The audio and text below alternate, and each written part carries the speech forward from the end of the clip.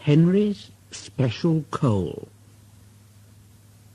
Henry was feeling very sorry for himself.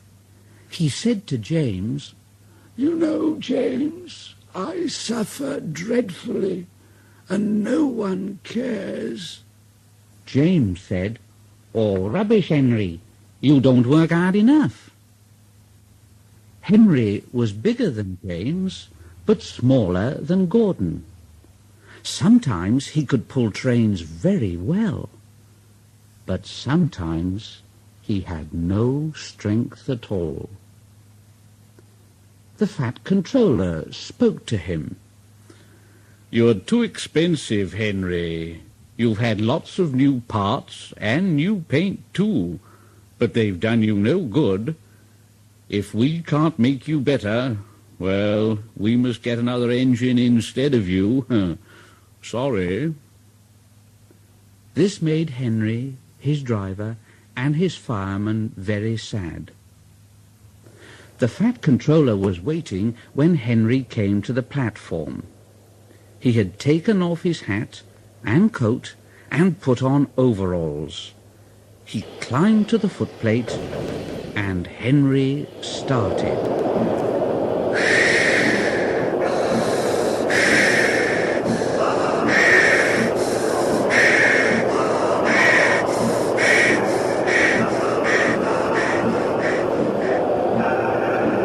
Henry's fireman said, "You know, sir, Henry is a bad steamer.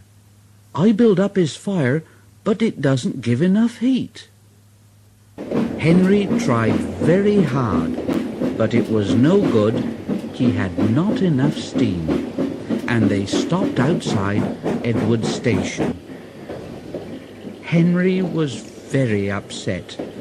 He said, Oh, show.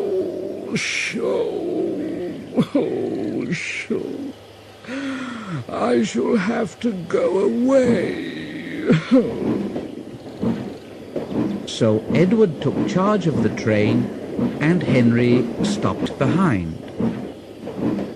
The Fat Controller said to the fireman, "Look here, what do you think is wrong with Henry, "Well, sir, if you don't mind my saying so, the coal is wrong.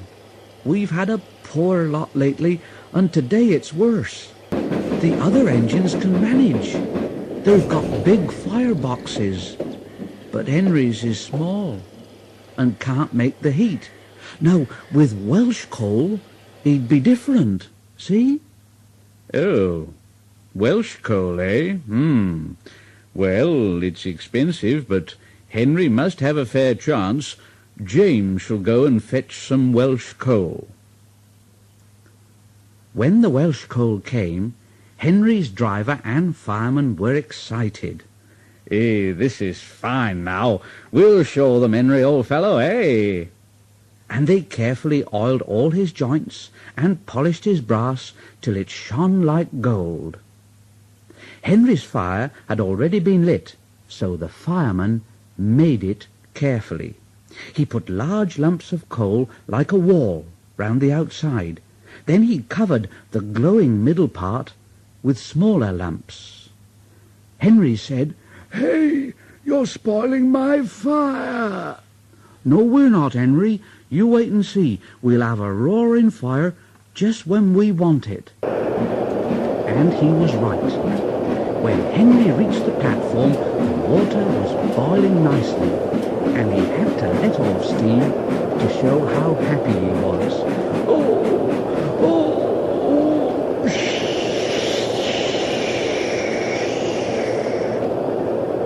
He made such a noise that the Fat Controller came out to see him. "Hello, Henry. How are you, "Oh, I feel fine, thank you, sir. Fine, oh, fine." "Well done, Henry. Have you got a good fire, driver?" "Never better, sir, and plenty of steam." "Good. Well, no record breaking now, and don't push Henry too hard." "Bless you, sir. Henry don't need any pushing. I'll have to hold him back." And off they went.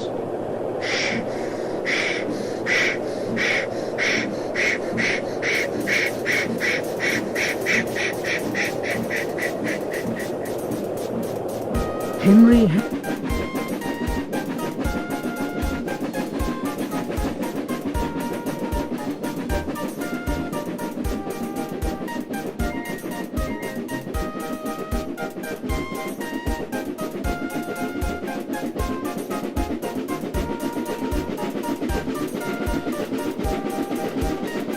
Henry had a lovely day.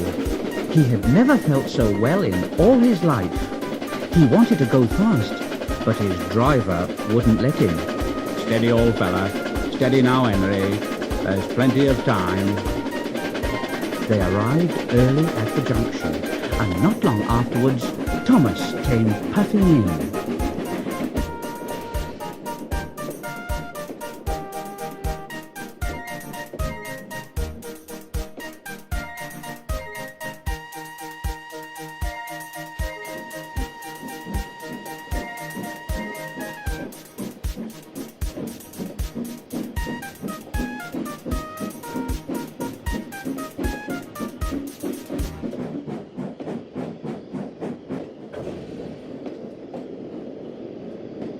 Hello, lazy bones.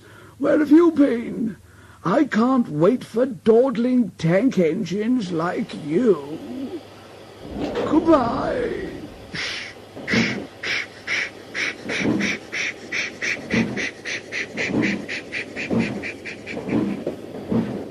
Thomas was astonished. He said to Annie and Clarabel as Henry disappeared, "Oh, wow! Have you ever seen anything like it?" And both Annie and Clarabel agreed that they never had.